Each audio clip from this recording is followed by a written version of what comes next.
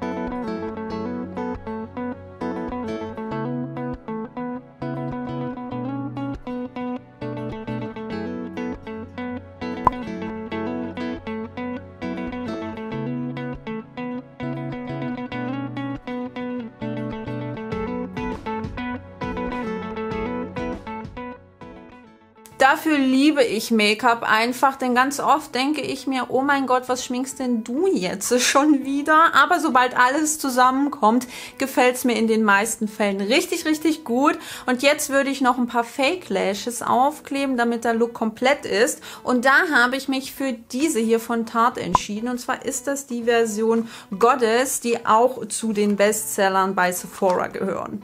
Oh mein Gott, ich liebe diesen Look. Aber lasst uns jetzt erstmal noch fix den Teint fertig machen. Ich habe hier nämlich noch 3 Sachen von Fenty Beauty und dann gebe ich euch ein abschließendes Fazit zu den Produkten. Dann trage ich jetzt mal den Stunner Lip Paint in der Farbe Uncuffed auf. Ich habe so meine Bedenken, dass der mir überall verlaufen wird, weil ich ihn bereits geswatcht habe und er sich so ein bisschen ölig angefühlt hat. Naja, no risk, no fun, würde ich mal sagen.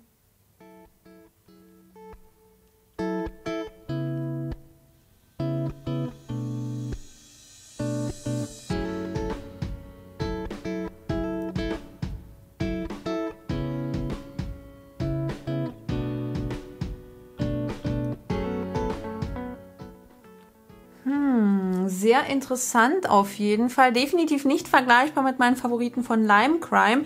Die Textur von dem hier ist definitiv ein bisschen flüssiger und lässt sich meiner Meinung nach nicht ganz so präzise auftragen im Vergleich zu den Liquid Lipsticks von Lime Crime. Das könnte aber auch am Applikator liegen. Trotzdem hat das richtig gut geklappt. Das Ganze ist auch wunderbar deckend. Ich würde dennoch empfehlen, vorher einen Lip Liner zu benutzen. Also ich habe jetzt nochmal mit einem Lip Liner hier und dort die Linie ausgebessert, aber ansonsten hat das Ganze auf jeden Fall ganz gut funktioniert. Die Cream Blushes von Fenty Beauty sind ja auch relativ beliebt. Ich sehe sie zumindest sehr, sehr oft auf YouTube.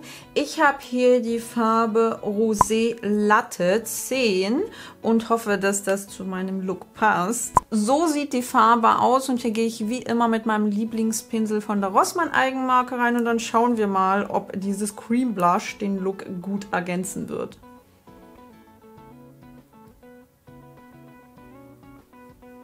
Ich kann hier auf jeden Fall mehrfach reingehen, um die Farbe aufzubauen, was ich wirklich schön finde. Die Textur ist recht dünn und sheer, aber das verzeiht natürlich deutlich mehr im Vergleich zu einem stärker pigmentierten Blush und einem, der ein bisschen emollienter ist, also so ein bisschen fettiger, pflegender ist.